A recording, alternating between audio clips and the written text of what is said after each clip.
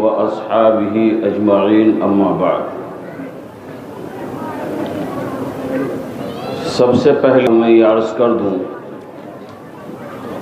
کہ میں تقریر نہیں کروں گا، وہ ہمارے مہمان ہیں۔ اس کے علاوہ مجھے یہ بھی معلوم کہ یہ پہلا موقع نہیں ہے مولانا جرجیس صاحب کے ساتھ میرا، بچپن سے میرے ساتھی ہیں وہ، اتنی قدر میں ان کی اس میدان کے علماء میں، اور حضرت مولانا جرجیس صاحب کو بغیر کسی مبالغے کے اگر میں عرض کروں تو مجھے وہ دن یاد ہے، ہریانہ میں پروگرام میں بھی اور وہ بھی موجود تھے۔ آج اس ذمہ داری پر مرکزی جمعیت کے میں ہوں، اور اس وقت حضرت مولانا عبدالوہاب خلجی سابق ہو چکے تھے۔ وہ تشریف لے آئے اور بتانے کے بعد، سمجھانے کے بعد، سب سننے نہ آئے، ہم جرجیس سننے آئے، تو وہ لاٹھی پکڑ کر تقریر کر رہے تھے، انہوں نے وہیں سے پھینک دیا اور اسٹیج سے اتر گئے، کسی نے پوچھا بھی نہیں۔ اس کے علاوہ مولانا جرجیس صاحب کا ساتھ میرا لیکن ہو گیا اتفاقی طور پر، اور اس میں مولانا کا ٹکٹ بنا ہوا تھا، میرا ٹکٹ، میں دورے پر تھا، تو مولانا کو تقریر مجھ سے پہلے کرنا، انہوں نے ایک جملہ استعمال کیا کہ 1 گھنٹے تک مولانا تقریر کریں گے، کہ میں زندگی بھر اس گاؤں میں کبھی نہیں، میں بھی ہساک میں بولتا رہا اور وہ سنتے رہے۔ اور اس کے علاوہ آخری بات کہہ کے بات کو ختم کر رہا ہوں کہ میرے ساتھ حج پر تھے ایک 2014 میں شاید،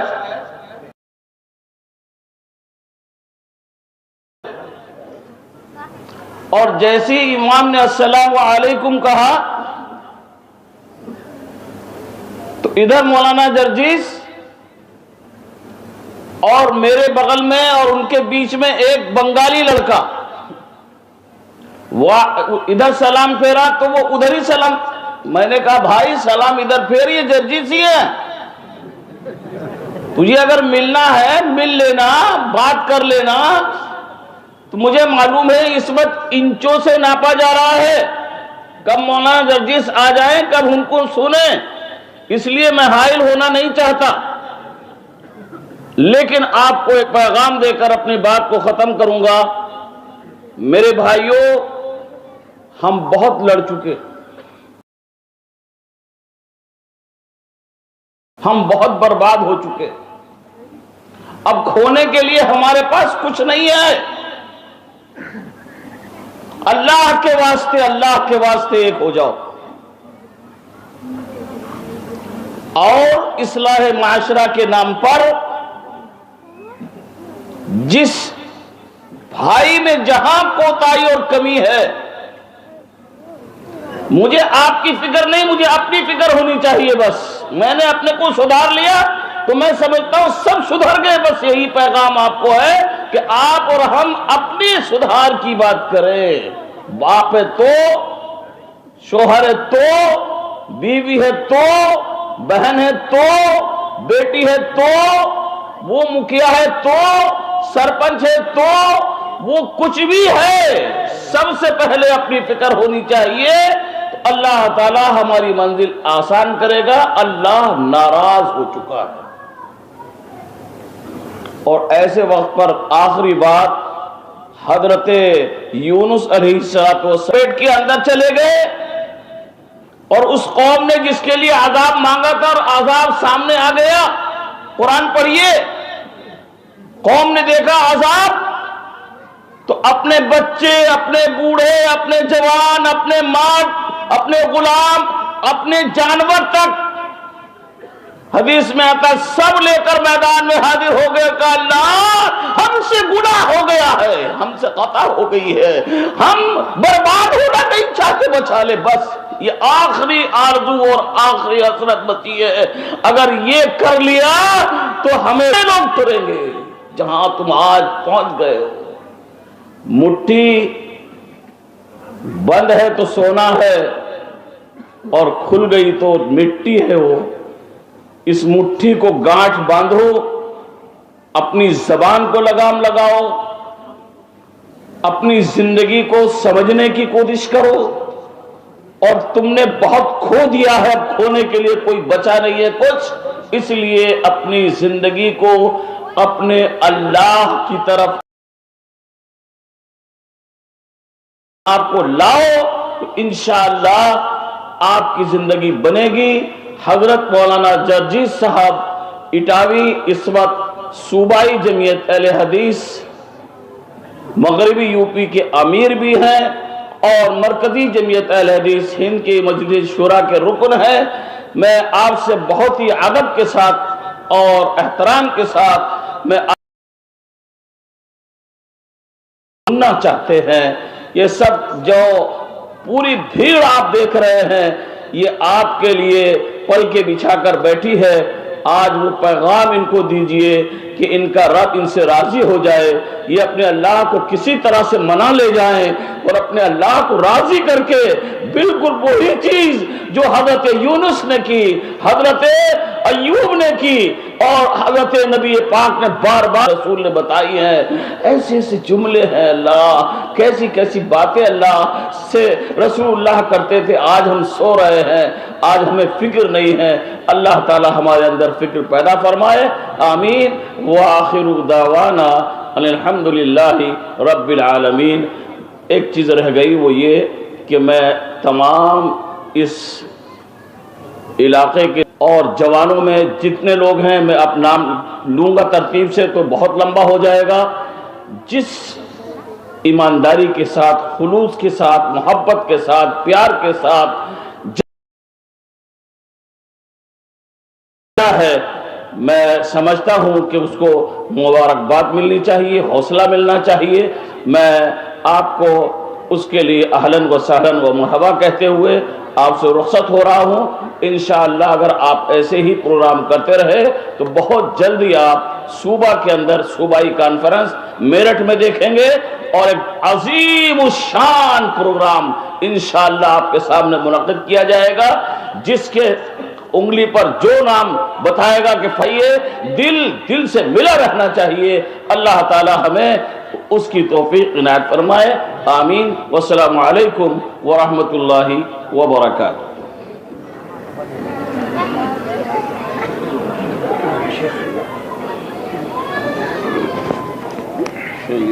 جو بالکل محتاج نہیں ہے تعارف کے، جنہیں پوری دنیا میں پرنٹ میڈیا کے ذریعے سے یا الیکٹرانک میڈیا کے ذریعے سے، یا آج یوں کہیے کہ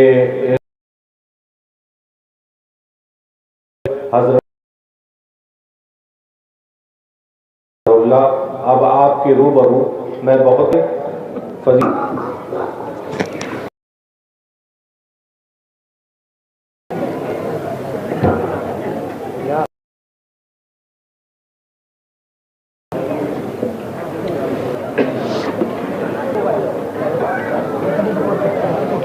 السلام علیکم ورحمۃ اللہ وبرکاتہ۔ الحمدللہ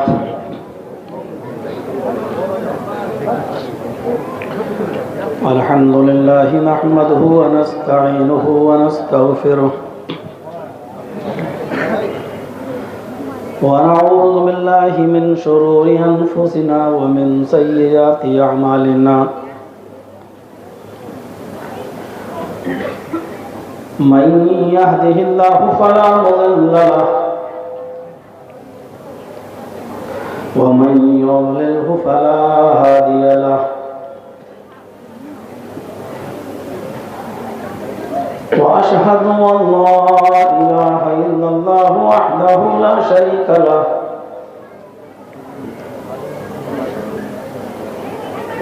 وأشهد أن محمدا عبده ورسوله أما بعد فإن خير الحديث كتاب وشر الأمور محدثاتها وكل محدثة بدعة وكل بدعة ضلالة وكل ضلالة في النار. أعوذ بالله من الشيطان الرجيم. بسم الله. يا أيها النبي إنا أرسلناك شاهدا ومبشرا ونذيرا وداعيا إلى الله بإذنه وسراجا منيرا.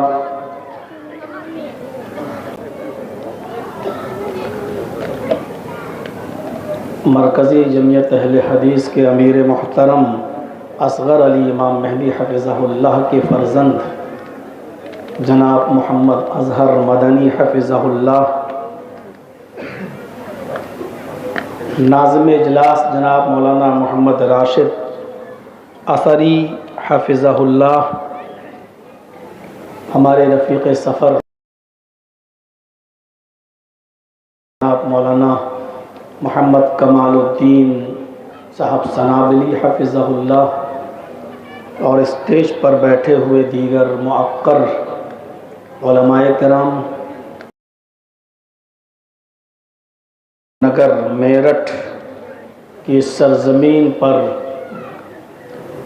آپ کا یہ ایک جم غفیر اور ایک عظیم جو بہت بڑی شکل میں یہاں ایک بھیڑ جمع ہوئی ہے، معزز سامعین حضرات، پردہ نشین اسلامی خواتین، پیاری ماں اور بہنوں، قوم و ملت کے لائق ور نوجوانوں، مستقبل کے ہونہار عزیز بچوں، رات کے تقریباً 12 بجے تک، پونے 12 بجے تک آپ نے مختلف علماء کرام کو مختلف عناوین پر ان کے مختلف اسلوب و لہجے میں آپ نے سماعت فرمایا. مجھ سے پہلے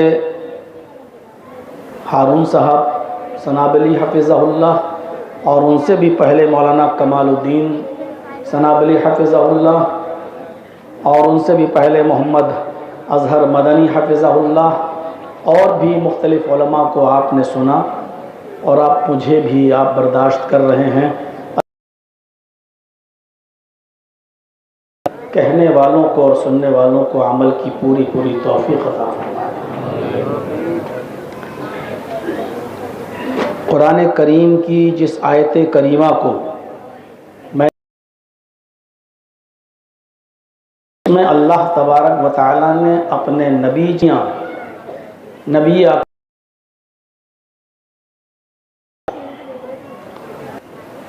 اس کی طرف ہلکا سا اشارہ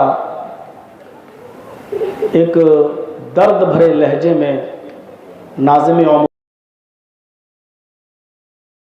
ہونے کی ضرورت ہے.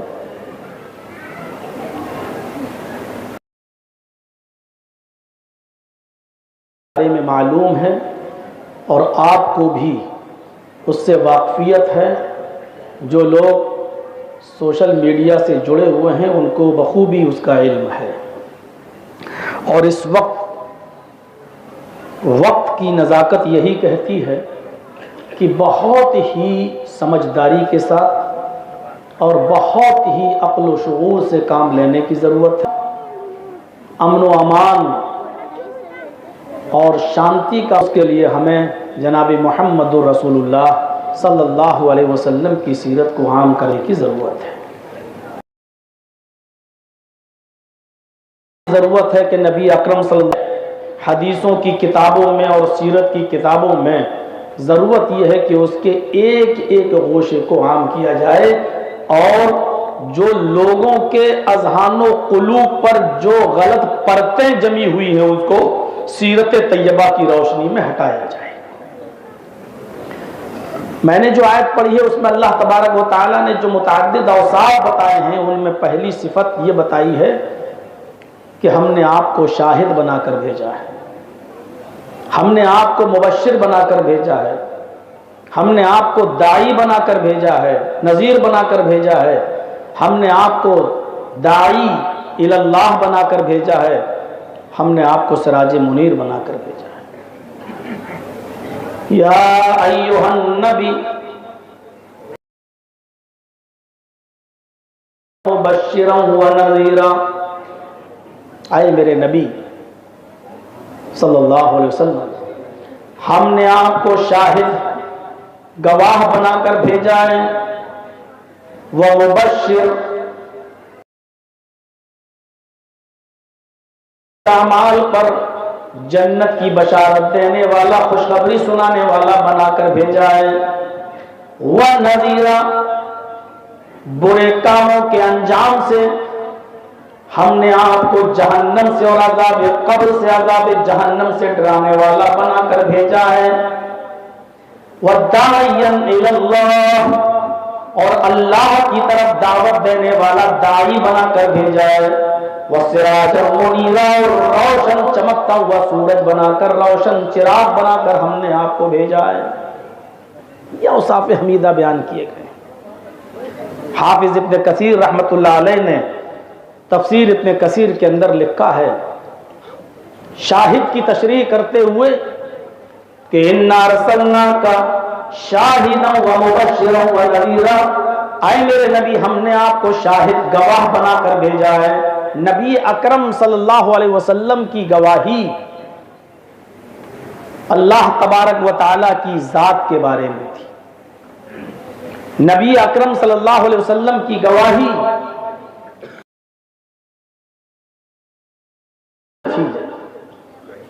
اللہ کے نبی جناب محمد رسول اللہ کی گواہی فرشتوں کے تعلق سے تھی۔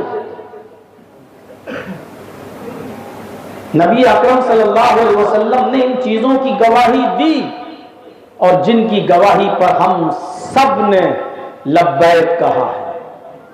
کسی بھی معاملے میں گواہوں کی قلت و کثرت کوئی معنی نہیں رکھتی ہے، بلکہ گواہ کی ذات معنی رکھتی ہے، اس کی حیثیت معنی رکھتی ہے۔ کبھی کبھی کسی بھی ایک معاملے کو پورا علاقہ جھٹلاتا ہے، لیکن اسی علاقے کے اندر کوئی باوقار اور باعزت اور معزز شخص اس کو نہیں جھٹلاتا ہے اور لوگوں کی نظر میں وہ معزز ہوتا ہے، لوگوں کی نظر میں وہ محترم ہوتا ہے، اس کی عزت ہوتی ہے، لوگ یہ جانتے ہیں کہ ہمارے علاقے کا سب سے سچا شخص، سب سے سچا انسان ہے، تو پورے محلے کی گواہی پر اعتبار نہیں کیا جاتا ہے، صرف اس ایک شخص کی گواہی پر اعتبار کر لیا جاتا ہے۔ برٹش گورنمنٹ جب یہاں تھی تو وہاں ایک زمین پر تنازع پیدا ہو گیا تھا اور ہندو بھائی یہ کہتے تھے کہ یہ زمین ہماری ہے اور مسلمان یہ دعویٰ کرتے تھے کہ یہ زمین ہماری ہے۔ برٹش گورنمنٹ کے نافذ کردہ جج کے سامنے بڑی پریشانی یہ تھی کہ فیصلہ کس کے حق میں کیا جائے، فیصلہ کس کے حق میں کیا جائے، اور کوئی ثبوت ایسا نہیں مل رہا تھا کہ جس ثبوت کی بنیاد پر وہ فیصلہ کر سکے۔ تو اس نے ایک اصول اور ضابطہ یہ بنایا، تو اس نے ہندو اور مسلمان دونوں سے پوچھا کہ یہ بتاؤ کیا تمہارے علاقے میں کوئی ایسا شخص ہے، کوئی ایسا فرد ہے کہ جس کی گواہی دونوں گروہ کے لوگ مان لیں اور دونوں جماعتیں مان لیں، ہندو بھی مان لیں اور مسلمان بھی مان لیں۔ تو ہندو بھائیوں نے ایک نام پیش کیا کہ ہاں اگر فلاں بستی کا فلاں بزرگ، فلاں شخص اگر گواہی دے گا تو میں اس کی گواہی کو ماننے کے لیے تیار ہوں۔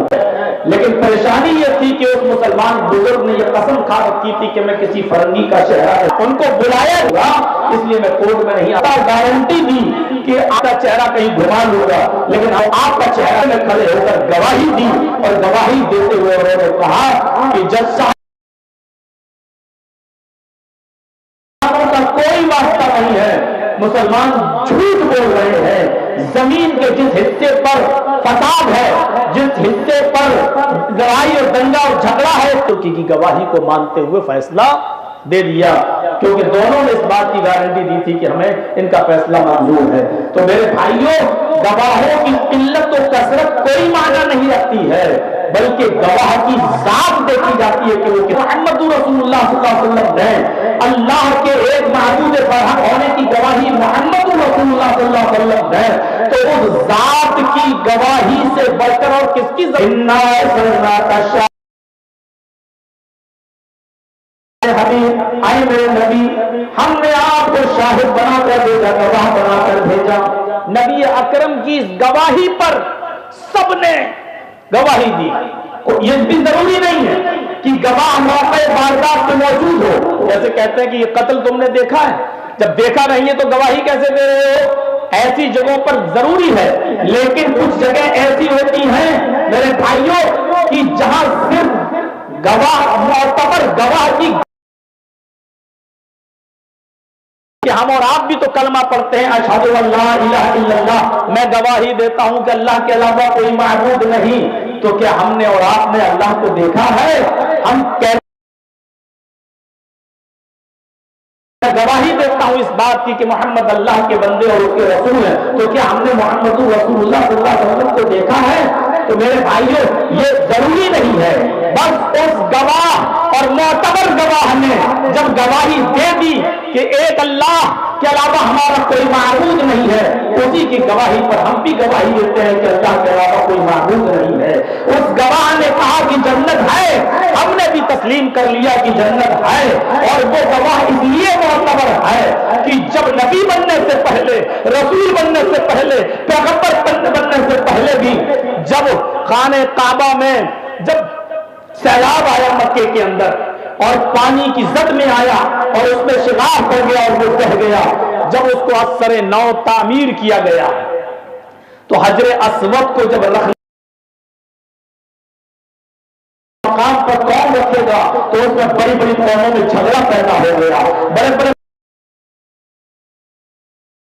سردار یہ چاہتا تھا کہ حجر اسود نہیں، حجر اسود کے قبیلے کو، سردار کو کہ چلو آج تو اس معاملے کو چھوڑو، کل جو سب سے پہلے خانہ کعبہ میں آئے گا وہی فیصل ہوگا، جو کل سب سے پہلے خانہ کعبہ میں تشریف پر جبرائیل الذی خلق آیت نازل نہیں فرمائی ہیں، اللہ کی طرف سے کوئی پیغام نہیں آیا ہے۔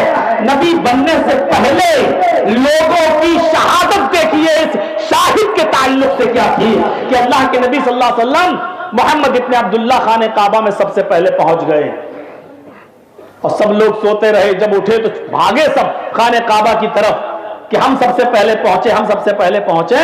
کیا دیکھتے ہیں کہ محمد ابن عبداللہ وہاں پہلے سے پہنچے ہوئے ہیں۔ صادق آ گیا ہے، یہ جو فیصلہ کریں گے ہمیں منظور ہے۔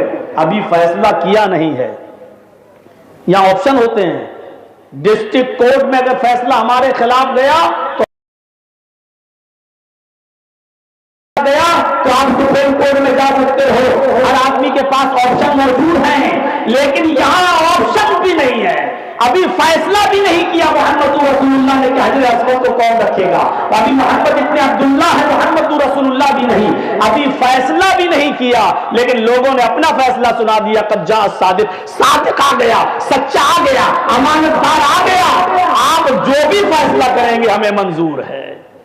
فیصلہ کیا نہیں لیکن منظوری کا سرٹیفکیٹ لوگوں نے پہلے دے دیا۔ اتنا بڑا جج آج تک اس دھرتی پر پیدا نہیں ہوا کہ جس کے یہ فیصلہ غلط کر ہی نہیں سکتا ہے۔ فیصلہ کرنے سے پہلے وہ لوگ یہ کہہ رہے ہو کہ ہمیں فیصلہ آپ کا منظور ہے، جو بھی فیصلہ آپ کریں گے ہمیں منظور ہے۔ امن و امان کو قائم رکھنے کے لیے آپ چاہتے تو حجر اسود کو اپنے ہاتھ سے اٹھا کر رکھ دیتے، لے جاتے، لیکن نہیں، آپ نے کیا کیا؟ ایک چادر بنائی اور اس چادر کے بیچ میں آپ نے حجر اسود کو رکھا اور آپ نے قبیلوں کے سرداروں سے کہا کہ ایک کونا تم پکڑو، ایک کونا۔ سب لوگوں نے ایک کونا پکڑا اور اس کونوں کو پکڑ کے کہا جب لے کے چلو اور جہاں خانہ کعبہ بنا ہوا وہاں تک پہنچو. سب لوگ لے کر آئے اور جب خانہ کعبہ جہاں بنا ہے وہاں پر لے جا کر رکھ دیا اس چادر کو. پھر اللہ کے نبی نے اس حجر اسود کو اٹھا کر اپنی جگہ پر رکھ دیا. ہر قبیلے کا سردار خوش ہے, سب یہ سوچ رہے ہیں کہ نہیں اس کو ہم اٹھا کر لائے, اس کو ہم اٹھا کر لائے.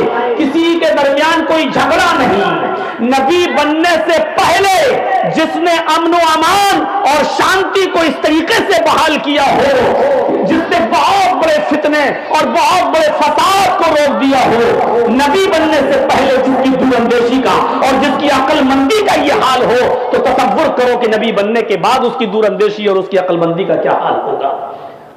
ایک ماہر حکیم اور طبیب اور ڈاکٹر ہمارے پاس ہوتے ہوئے بھی آج ہم علاج یہودیوں سے کرائیں, آج ہم علاج عیسائیوں سے کرائیں, آج ہم ویسٹرن کلچر کا اور ویسٹرن کلچر کو آج ہم اپنی سوسائٹی اور اپنے ماحول میں ہم جگہ دیں.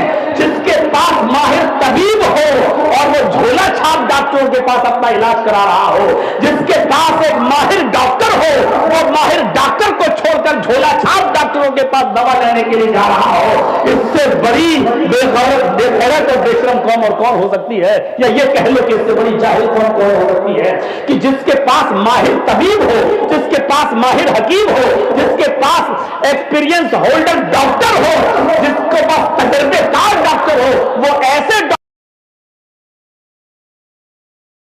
ذرا تصور کرو میرے بھائیو, اس سے زیادہ ناکارہ قوم اور کون ہو سکتی ہے؟ تو یا ایھا النبی انا ارسلناک شاہدا و مبشرا و نذیرا, اے میرے نبی ہم نے آپ کو شاہد بنا کر بھیجا ہے. میں ایک ایک چیز کی طرف اشارہ کرتے ہوئے آگے بڑھتا جاؤں گا, ورنہ ایک ہی چیز پہ چاہے تو ایک اور دو گھنٹے کی تقریریں کی جا سکتی ہیں, لیکن ابھی آئیے شاہدن, ہم نے آپ کو گواہ بنا کر بھیجا ہے. گواہوں کی قلت و کثرت معنی نہیں رکھتی ہے, گواہ کی ذات معنی رکھتی ہے. اور اس میں کوئی شک نہیں کہ محمد رسول اللہ کی ذات سے بڑھ کر گواہی کے اعتبار سے کوئی ذات معتبر نہیں ہو سکتی ہے. اور پھر اس نے اپنی گواہی پر پوری امت کو بھی گواہ بنا لیا. خطبہ حجۃ الوداع کے موقع پر آپ نے 20 منٹ کا 25 منٹ کا جو بھی خطبہ دیا, خطبہ دینے کے بعد پھر آپ نے اپنی امت کے لوگوں سے پوچھا, صحابہ سے پوچھا, اللہ نے مجھے جو پیغام دے کر بھیجا تھا کیا میں نے اس پیغام کو پورا کر دیا یا نہیں کر دیا؟ کیا میں نے اس پیغام کو پورا تم تک پہنچا دیا یا نہیں پہنچا دیا؟ میں نے اللہ کی امانت سے کوئی خیانت تو نہیں کی ہے؟ اللہ نے مجھے جو تبلیغ دعوت بتاؤ میں نے اس کو پہنچایا یا نہیں پہنچایا؟ پوری صحابہ کرام کی جماعت چیخ پڑی, قد ادیتا ونصحتا, اے اللہ کے نبی آپ نے ادا کر دیا اس حق کو, آپ نے پورا کر دیا اس کام کو جس کو اللہ رب العالمین نے دے کر بھیجا تھا. آپ نے جب امت محمدیہ نے یہ گواہی دی, صحابہ کرام نے یہ گواہی دی, تو صحابہ کی گواہی پر اللہ کے نبی نے اللہ کو گواہ بنا لیا اور فرمایا اللہم اشہد اللہم اشہد اللہم اشہد, اے اللہ میری امت دے گواہی دے رہی ہے, میری کوئی چیز چھپائی نہیں ہے, تو نے جو دعوت جو کام جو فریضہ تو نے مجھے دیا تھا وہ میں نے پورا کر دیا ہے, وہ میری ان تک پہنچا دیا ہے. اے اللہ میری امت کی گواہی پر تو بھی گواہ بن جا, اے اللہ میری امت کی گواہی پر تو بھی گواہ بن جا. شاہد اس شہادت کے ساتھ اٹھتا ہے کہ وہ اپنی شہادت پر پوری امت کو گواہ بھی بنا لیتا ہے اور کہتا ہے کہ اللہ میری امت کی شہادت پر تو گواہ بن جا. اگر کل قیامت کے دن کوئی جھٹلائے اور یہ کہے کہ نہیں آپ نے اس دعوت کو فریضے کو پورا نہیں کیا تو گواہ رہنا. آج پوری امت گواہی دے رہی ہے کہ پہنچا دیا اور اس کو ادا کر دیا, قد بلغتا وادیتا ونصحتا, آپ نے پوری طریقے سے اس فریضے کو انجام دیا. یا ایھا النبی انا ارسلناک شاہدا ومبشرا ونذیرا, اور ہم نے آپ کو مبشر بشارت دینے والا بنا کر بھیجا ہے, خوشخبری دینے والا بنا کر بھیجا ہے. نبی اکرم کی پوری زندگی نیک کام کرنے پر لوگوں کو جنت کی خوشخبری دینے میں گزر گئی. کبھی آپ اپنی امت کو خوشخبری سنا رہے ہیں, من قال لا الہ الا اللہ دخل الجنہ, جس نے لا الہ الا اللہ کہہ دیا وہ جنت کے اندر داخل ہوگا. خبری سناتے ہیں من قال لا الہ الا اللہ, صرف خبری سنا رہے ہیں,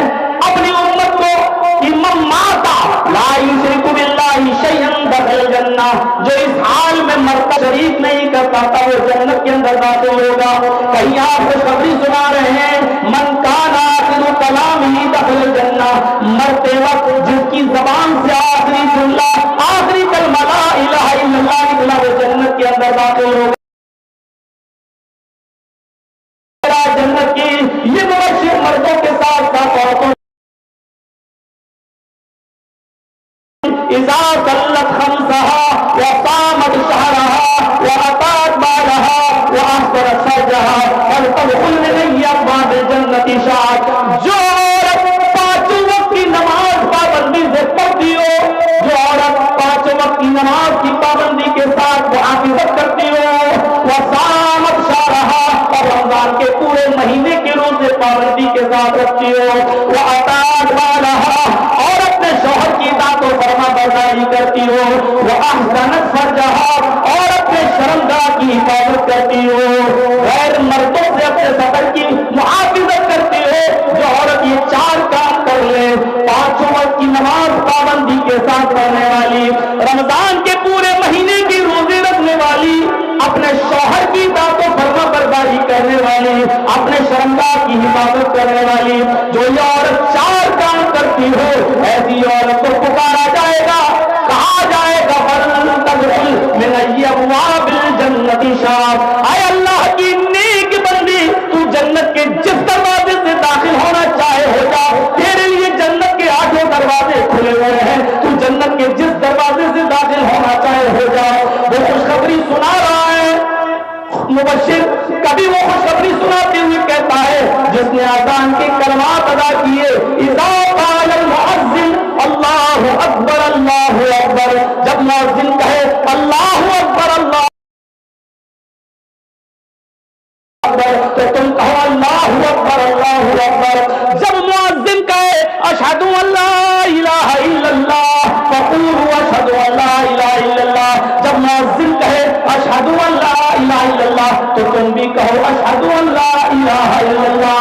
وَإِذَا قَالَ الْمُؤَذِّنُ أَشْهَدُ أَنَّ مُحَمَّدًا رَّسُولُ اللَّهِ، جب مؤذن کہے اشہد ان محمد رسول اللہ تو تم بھی کہو اشہد ان محمد رسول اللہ۔ اور جب مؤذن کہے حی علی الصلاۃ فقولوا لا حول ولا قوۃ الا باللہ تو تم کہو لا حول ولا قوۃ الا باللہ۔ جب مؤذن کہے حی علی الفلاح تو تم کہو لا حول ولا قوۃ الا باللہ۔ جب مؤذن کہے اللہ اکبر اور جب مؤذن کہے لا الہ الا اللہ کہے تو تم بھی کہو لا الہ الا اللہ۔ جس نے مؤذن کے ان کلمات کو دہرایا ثم قرأ اللہم رب هذه الدعوة التامة والصلاة القائمة آت محمد الوسیلہ والفضیلہ وابعثه مقاما محمودا الذی وعدته، اور اس کے بعد جس نے یہ دعا پڑھ لی، جس نے مؤذن کے اذان کے کلمات دہرائے اور اس کے بعد یہ دعا پڑھ لی، اللہ کے نبی صلی اللہ علیہ وسلم فرماتے ہیں لک لہو شفاعتی، ایسے انسان کے لیے، ایسے شخص کے لیے میری شفاعت حلال کر کھڑا ہوگا تو اللہ کی طرف سے مجھے اجازت ہوگی اور میری سفارش اس کے لیے حلال کر دی جائے گی، میری شفاعت کے دروازے اس کے لیے کھلے ہوں گے، یعنی میں اس کو انشاءاللہ اللہ سے سفارش کر کے جنت کا مستحق بنوا دوں گا۔ تو میرے پیارے ساتھیوں، مبشر شان سے بشارت دیتا ہے، مبشر نے قدم قدم پر اچھے کام کرنے پر بشارت دی ہے۔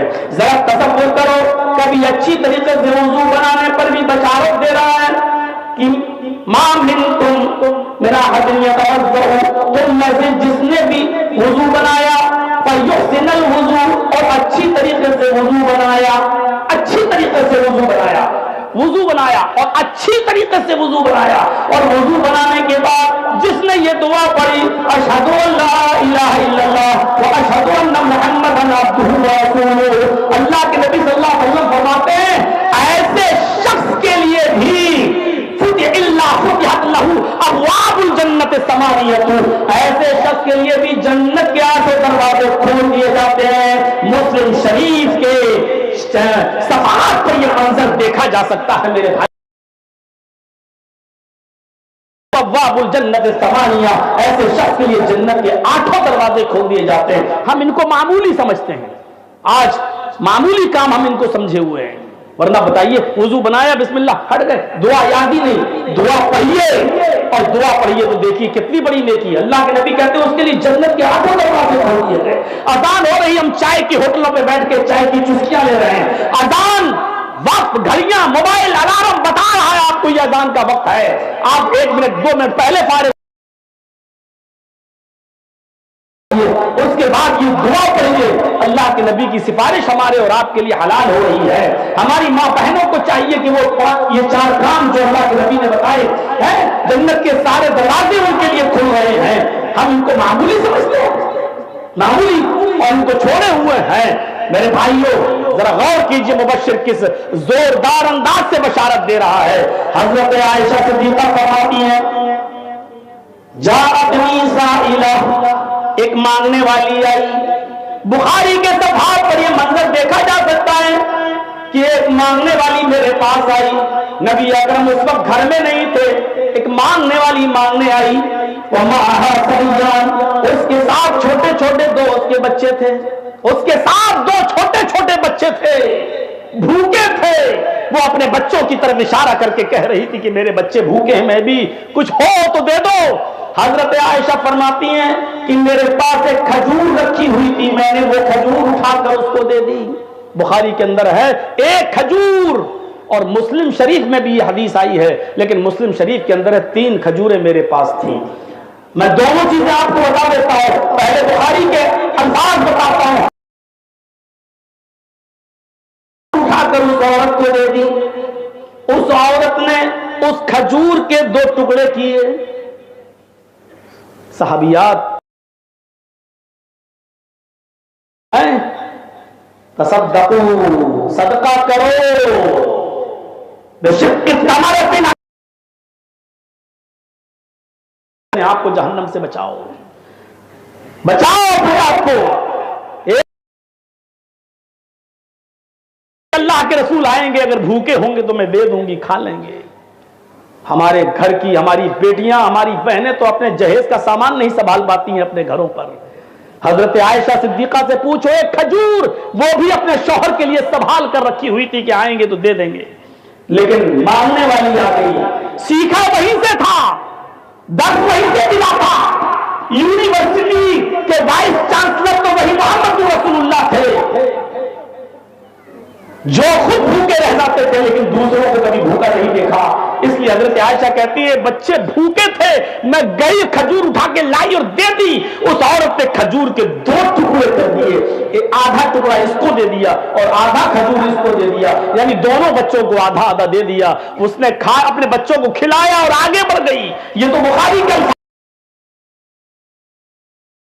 कि मेरे पास 3 खजूरें थी, मेरे पास 3 खजूरें रखी हुई थी।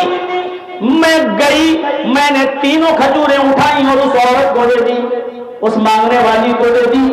उस मांगने वाली ने, उस साइला ने तीनों खजूरें लेने के बाद एक अपने इस बच्चे को दे दी और दूसरी खजूर उसने दूसरे बच्चे को दे दी।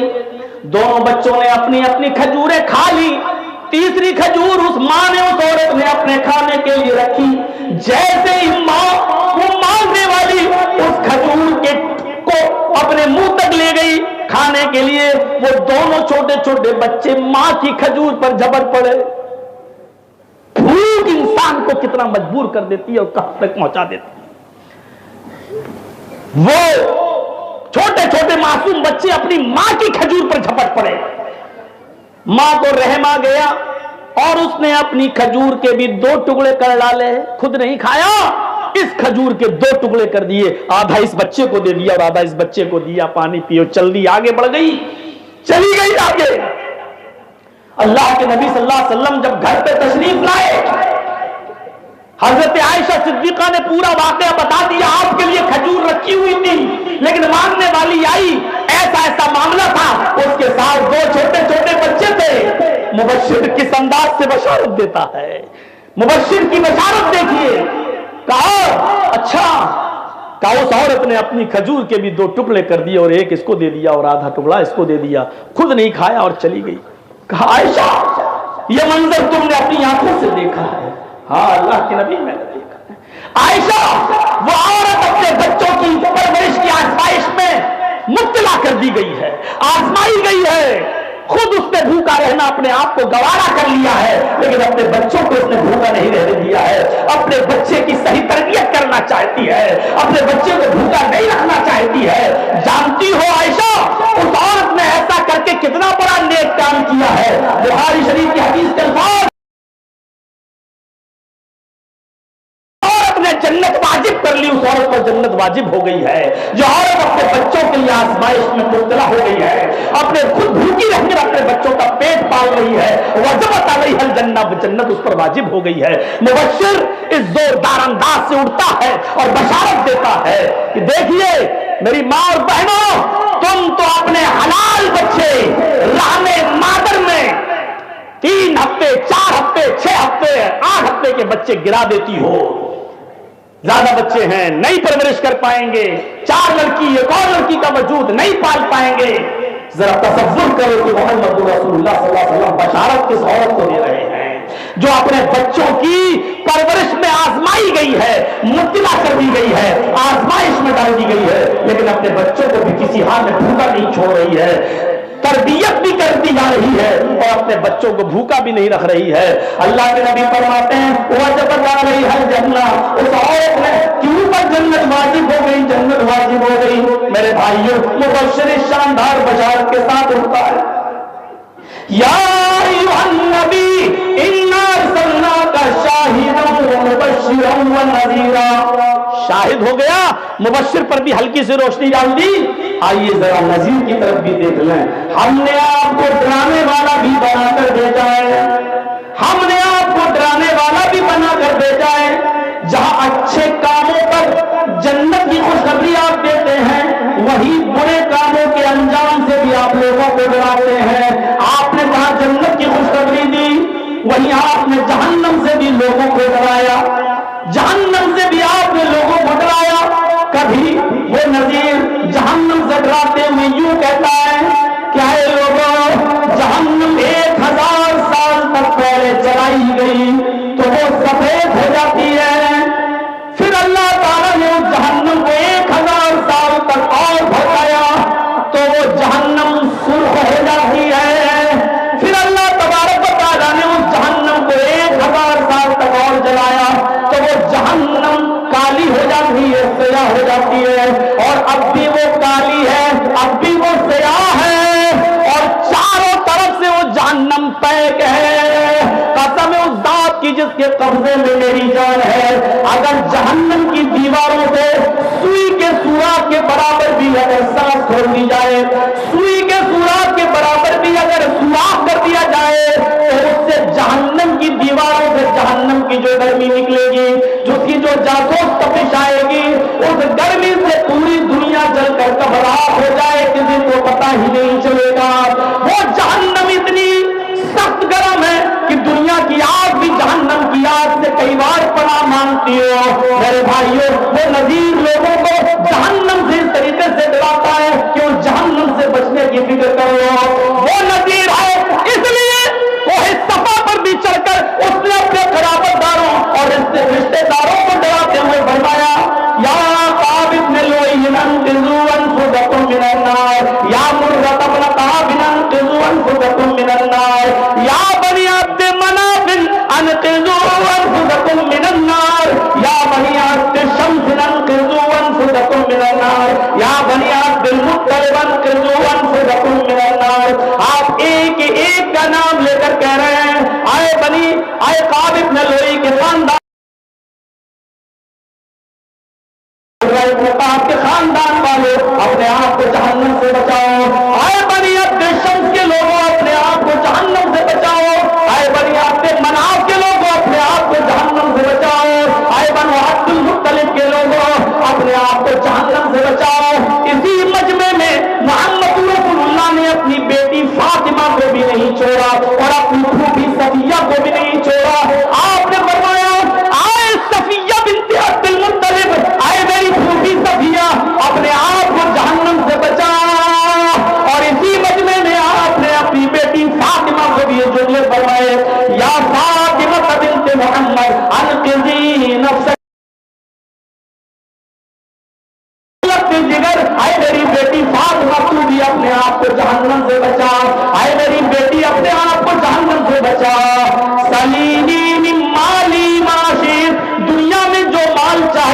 مانگ لے, دنیا میں جو چاہے مجھ سے لے لے, من مالی, جس کا میں مالک ہوں, جو میری ملکیت میں ہے, جو میں جس کا میں مالک ہوں اس میں سے تو جو چاہے لے لے. انی لا اغنی عنک من اللہ شیئا, قیامت کے دن میں تیرے کوئی کام نہیں آ سکتا, قیامت کے دن میں تمہارے کوئی کام نہیں آ سکتا.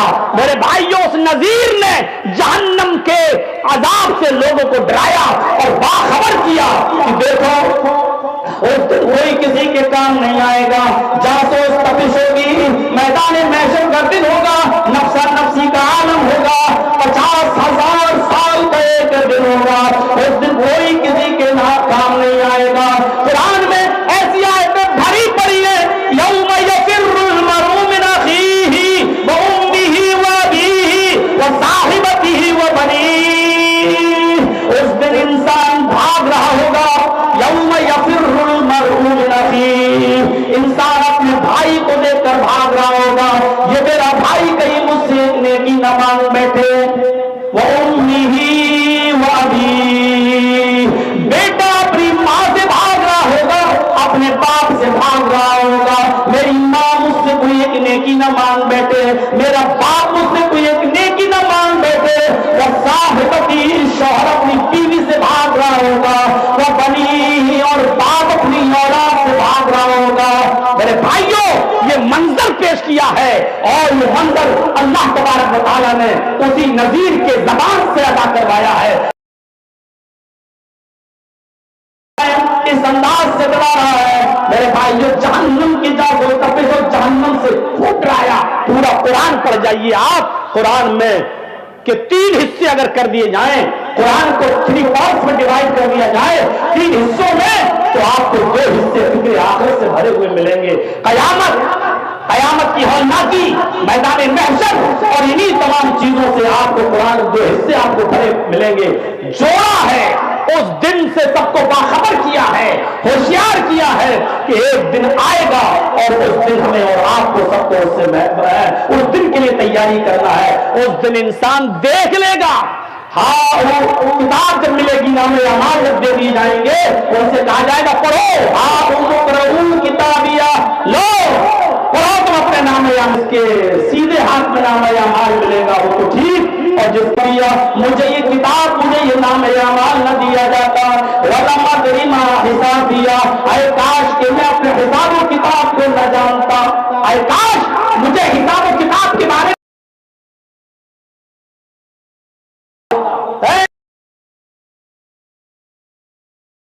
جو زندگی میری ختم ہو گئی تھی وہ ختم ہی ہو جاتی, مجھے دوبارہ زندہ نہ کیا جاتا, مجھے دوبارہ نہ اٹھایا جاتا. مالیا, جس مال کو, جس دولت کو میں کما کر گن گن کر رکھا کرتا تھا, آج وہ میرے کوئی کام نہ آیا. حالت انی سلطانیہ, ساری دلیلیں ہلاک ہو جائیں گی, سارے معاملات دھرے کے دھرے رہ جائیں گے.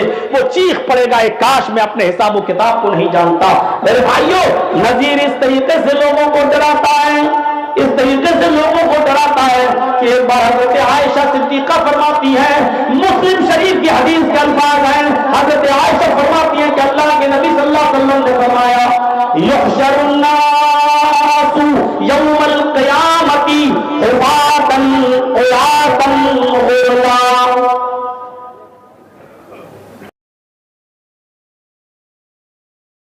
عائشہ, قیامت کے دن لوگ ننگے پیر ہوں گے, ننگے پیر, ننگے جسم ہوں گے, ان کے جسموں پر کوئی کپڑا نہیں ہوگا, غرلن, سب کے سب غیر مختون ہوں گے, کسی کے ختنہ نہیں ہوا ہوگا. اس حال میں اٹھیں گے لوگ قیامت کے دن, یہ حال ہوگا لوگوں کا. ننگے پیر ہوں گے, ننگے جسم ہوں گے,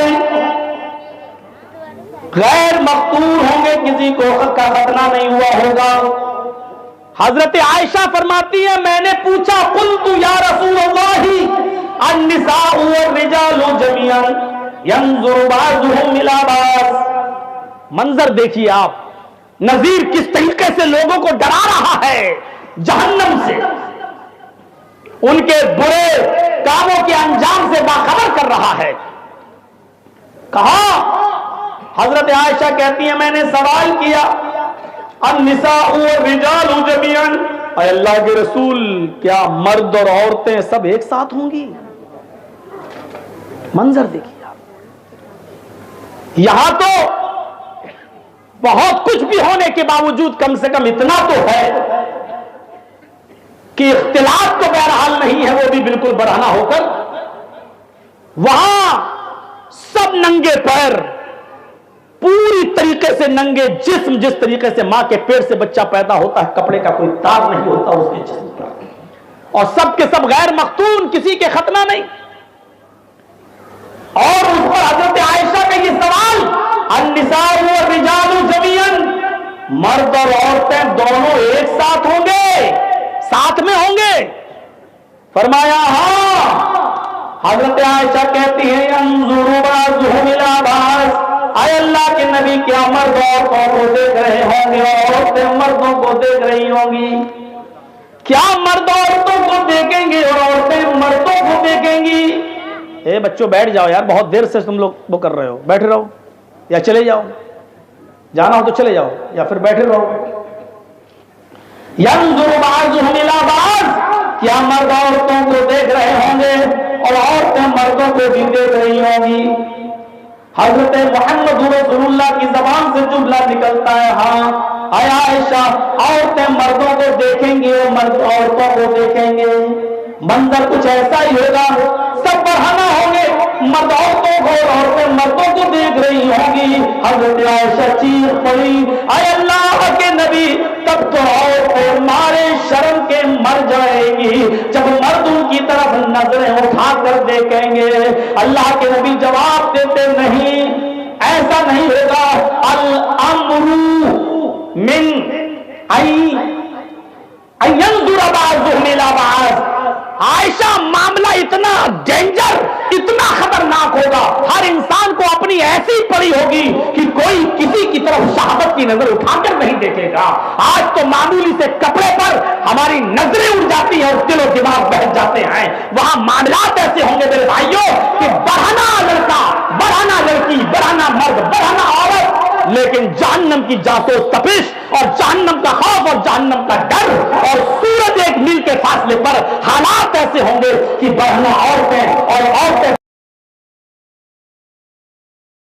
ہوگی، اپنی اپنی فکر ہوگی کہ ہم کسی طریقے سے اپنے آپ کو ایسے جہنم سے ڈراتا ہے. یا ایھا الذین آمنوا یا ایھا النبی انا ارسلناک شاہدا ومبشرا ونذیرا. اے نبی ہم نے آپ کو شاہد بنا کر بھیجا، نبی ہم نے آخری دینے والی ہے. وہ دعوت اس غار ہرا سے شروع ہوتی ہے جب آپ 40 سال کی عمر پوری کر چکے اور غار ہرا میں موجود، اور اس رات سے شروع ہوتی ہے جس رات جبرائیل امین آتے ہیں قرآن کی آیتیں لے کر. یہاں سے رشتہ اللہ سے جوڑا جاتا ہے اور ایسا جوڑا جاتا ہے کہ جبرائیل امین آئے، نبی کو پتہ ہی نہیں ہے کہ یہ جبرائیل ہیں. اس سے پہلے کبھی کوئی آیا ہی نہیں تھا اس غار میں. ہم تو پہلے بھی عبادت کیا کرتے تھے، کئی کئی دن کا کھانا لایا کرتے تھے، اس غار میں ہم نے راتیں گزاری. آج یہ کون چلا آیا اور آیا اس رات کی تاریکی میں اندھیرے میں اور آ کے ہی کہتا ہے کہ قال محمد. ارے پیدا ہوا تو میرا باپ نہیں، 6 سال کا ہوا تو میری ماں بھی مجھے چھوڑ کے چلی گئی، 8 سال کا ہوا تو میرا دادا بھی مجھے خیر آباد کہہ گیا. مجھے کوئی پڑھانے اور لکھانے والا ہی نہیں ملا، پوری زندگی میں ویسا ہی رہا.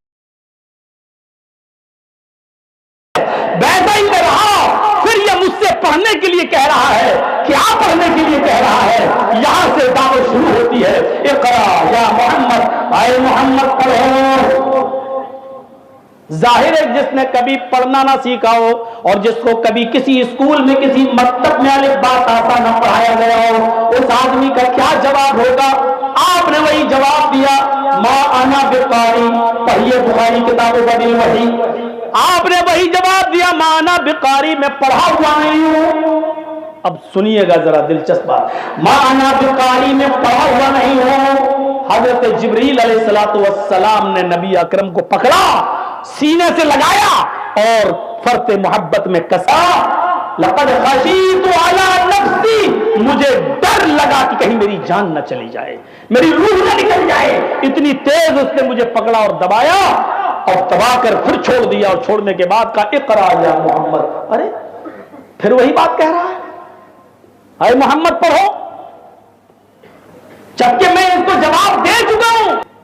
دوبارہ پھر کہہ رہا ہے اقرا یا محمد۔ امین نے دوسری بار پکڑا اور دبایا، پھر وہی کنڈیشن، اتنی زور سے کہ نبی اکرم فرماتے مجھے ڈر لگا کہ کہیں میری جان نہ چلی جائے، پھر چھوڑ دیا، اور پھر کرنا نہیں جانتا، میں پڑھا ہوا نہیں ہوں، پھر پکڑا، پھر دبایا، اور پھر چھوڑا، پھر چوتھی بار کہا۔ اللہ بعض روایتوں میں آتا ہے کہ اللہ کے نبی نے یہ پوچھا ماذا اقرأ، اچھا یہ بتاؤ کہ میں کیا پڑھوں، کیا پڑھوں؟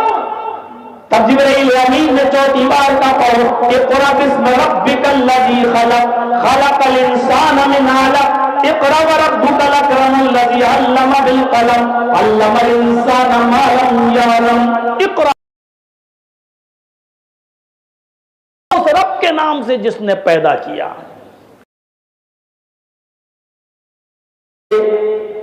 Be C A for apple, B for ball, اس کو کیمسٹری اور فزکس اور بایو نہیں دیتی جاتی ہے۔ عرب کے لوگوں کے اذہان و قلوب کہتے تھے، اور وہ کس تعلیم کو برداشت کر سکتے تھے اور کون سی؟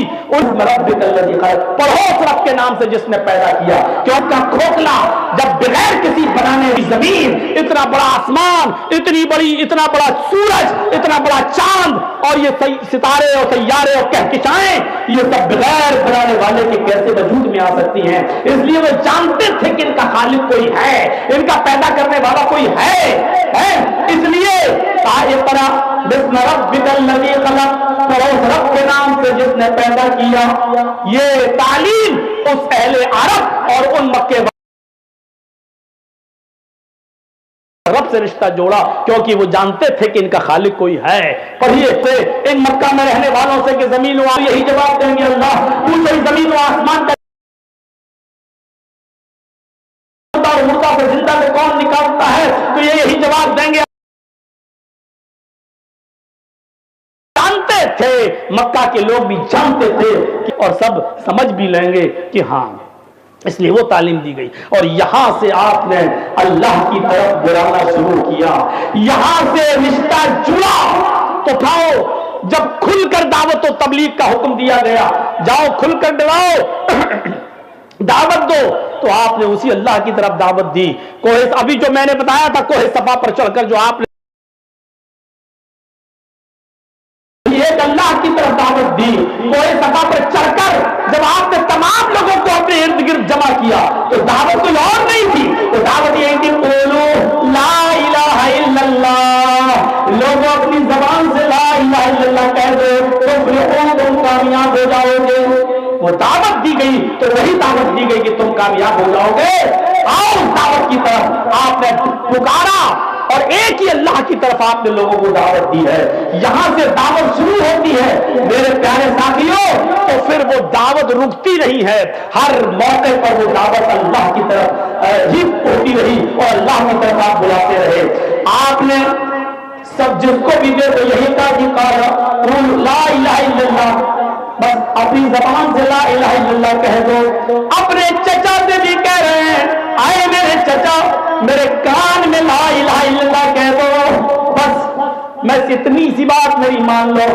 آئے چچا ابو طالب میرے کان میں صرف لا الہ الا اللہ کہہ دو، میرے کان میں، اگر ان لوگوں کے سامنے آپ نہیں کہنا چاہتے تو میرے سامنے کہہ دو، تاکہ میں حجت قائم کر سکوں اور اللہ تعالیٰ سے کہہ سکوں کہ اللہ میں گواہی دیتا ہوں کہ میرے چچا نے میرے کان میں تیرے ایک ہونے کی گواہی دی تھی اور تجھے معبود مانا تھا۔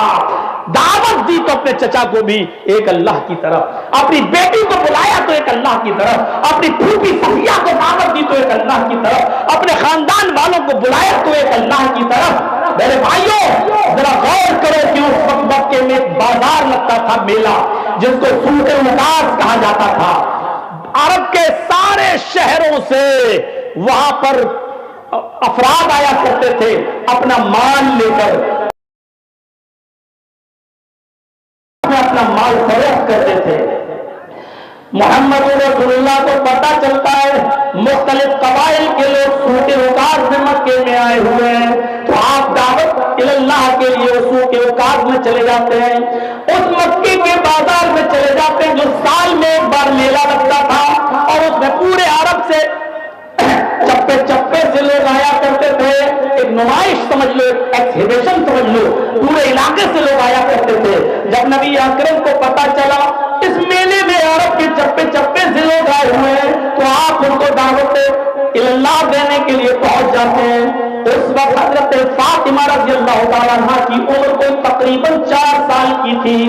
آپ اسی سوق عکاظ میں چلے جاتے ہیں اور لوگوں کو اللہ کی طرف بلاتے ہیں، قولوا لا الہ الا اللہ۔ آئے عکاظ میلے میں عرب کے چپے چپے سے آنے والوں، ایک اللہ کی عبادت کرو، اللہ کے علاوہ کوئی معبود نہیں ہے، اس نے مجھے رسول بنا کر دنیا میں بھیجا ہے۔ ایک ایک کو آپ نے اللہ کی طرف دعوت دینا شروع کی ہے۔ عکاظ میلے میں سوق عکاظ میں آپ دعوت دے رہے ہیں، اور یہاں لوگوں نے جب ایک اللہ کی دعوت کا نام سنا اور یہ سنا کہ وہ ہمارے معبودان باطلا کو، ہم جن کی پوجا کرتے ہیں، جن کو اپنا معبود مانتے ہیں، ان کی عبادت سے منع کر رہا ہے، تو اتنا مارا اس سوق عکاظ کے اندر محمد ابن عبداللہ محمد رسول اللہ کو اتنا مارا کہ آپ بے ہوش ہو کے زمین کے اوپر گر پڑے۔ کسی راہ گیر نے بتایا، فاطمہ رضی اللہ تعالیٰ عنہ کھیل رہی تھی اپنے گھر کے باہر، کسی نے بتایا بیٹی تیرے بابا کو سوق عکاظ میں لوگوں نے اتنا مارا کہ تیرا بابا بے ہوش پڑے ہوا ہے، جاؤ اپنے بابا کو اٹھاؤ، ان کو دیکھو۔ 4 سال کی بیٹی فاطمہ دوڑ لگاتی ہے، بھاگتی ہے۔ ابن قیم ذات المعاد کے اندر نقل کرتے ہیں وہ 4 سال کی بچی فاطمہ اور اس سوق عکاظ کی طرف بھاگ رہی ہے، جا رہی ہے، اور اپنے بے ہوش باپ کو زمین کے اوپر گرا ہوا دیکھتی ہے، کچھ خون کے قطرے بھی زمین کے اوپر گرے ہوئے دیکھتی ہے، میرے باپ بے ہوش زمین کے اوپر پڑے ہیں، تو اس نے اپنے سر سے اوڑھنی اتاری۔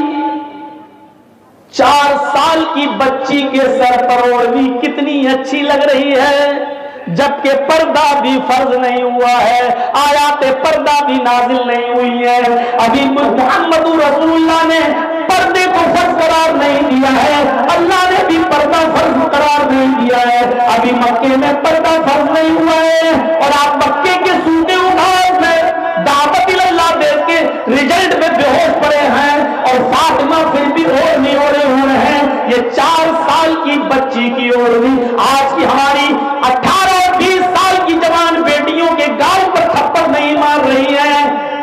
انسٹاگرام پر آئیڈیو ویڈیو بنانے والی، ٹک ٹاک پر ڈانس کرنے والی لڑکیوں کے گال پر کیا یہ تماچے نہیں مار رہی ہے؟ حضرت فاطمہ کا یہ تھپڑ کیا ان کے گال پر نہیں لگ رہا ہے؟ 4 سال کی بچی اوڑھنی اپنی اتارتی ہے، سر سے اپنا دوپٹہ اتارتی ہے، اور اپنے باپ کے لہو کو، اپنے باپ کے خون کو صاف کرتی جاتی ہے، اپنے باپ کے خون کو پوچھتی جاتی ہے۔ ابن قیم ذات المعاد کے اندر نقل کرتے ہیں جو پوچھتی جاتی ہے اور کہتی جاتی ہے، اے مکے کے لوگوں، اے مکے والوں، تم نے میرے اس باپ کو مارا ہے جس نے آج تک کبھی زندگی میں جھوٹ نہیں بولا ہے، اے مکہ کے علاوہ کوئی ہمارا معبود نہیں ہے، اس جرم میں تم نے اتنا مارا کہ مکے میں میرا باپ بے ہوش پڑے ہوئے ہیں، تم نے اس جرم میں ہی میرے باپ کو مارا ہے۔ اتنا